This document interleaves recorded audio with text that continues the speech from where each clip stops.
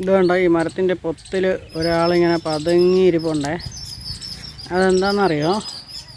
ഒരു നായ ഓടിച്ചുകൊണ്ട് വന്നതാണ്. നല്ല അടിപൊളി സുന്ദരിയായിട്ടുള്ള ഒരു പൂച്ച. അവളങ്ങനെ പൊക്കത്ത് തന്നെ ഇരിക്കുകയാണ്. ഒരിടത്തുനിന്ന് ഓടി വന്നപ്പോൾ വേറെ ഒരു പട്ടി വന്ന് നോക്കി നിൽക്കുകയായിരുന്നു. അപ്പോൾ അവൾക്കൊരു പോകാൻ വഴിയില്ല. എനിക്കെന്തെങ്കിലും വഴിയുണ്ടായിരുന്നെങ്കിൽ ഞാൻ അവളെയും കൂടെ എൻ്റെ കൂടെ കൂട്ടുമായിരുന്നു. എനിക്ക് പൂച്ചകളെ ഒക്കെ നല്ല ഇഷ്ടമാണ്. പട്ടിയെ ഇഷ്ടമുണ്ട്, പക്ഷേ പട്ടികളെ അങ്ങനെ വീടിനകത്ത് വയ്ക്കാൻ ഇഷ്ടമല്ല. അവരെയൊക്കെ ശുശ്രൂഷയൊക്കെ ചെയ്ത് ഭക്ഷണമൊക്കെ കൊടുത്ത് വെളിയിൽ വെക്കാനാണ് കുറച്ച് ഇഷ്ടം. ഇവിടെ ഇരിക്കുന്നുണ്ടോ? ഇതാണെങ്കിൽ നമുക്കിപ്പോൾ എന്തെങ്കിലും കേജൊക്കെ ഉണ്ടെങ്കിൽ ഇടാമായിരുന്നു. പക്ഷേ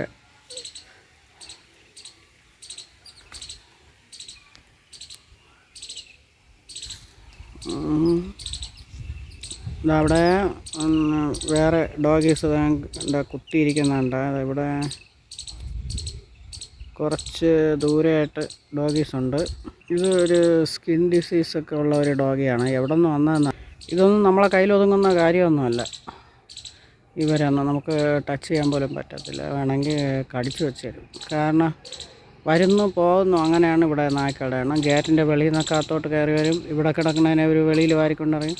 നമുക്കതിൽ വയസ്സൊന്നുമില്ല. നമ്മളടുത്ത ആരുണ്ടോ അവർക്ക് ഭക്ഷണം കൊടുക്കാവുന്നതേ പറ്റൂ. വേണ്ട, അതിൻ്റെ അപ്പുറമൊന്നുമില്ല. ആളങ്ങനെ തന്നെ അവിടെ മരത്തിൻ്റെ ചില്ലയുടെ ഇടയിൽ അങ്ങനെ ഇടുങ്ങിയിരിപ്പുണ്ട്.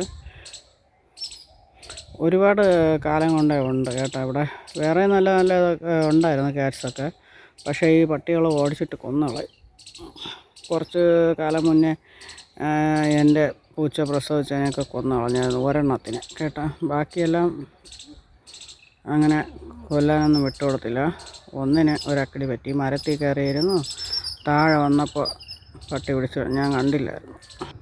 അവളിവിടെ ഉണ്ട്, പക്ഷേ നമുക്ക് ക്ലിയറായിട്ട് എടുക്കാൻ പറ്റത്തില്ല. ചെടീൻ്റെ ഇടയിലാണ് ഫേസ്. ഇത് കണ്ട.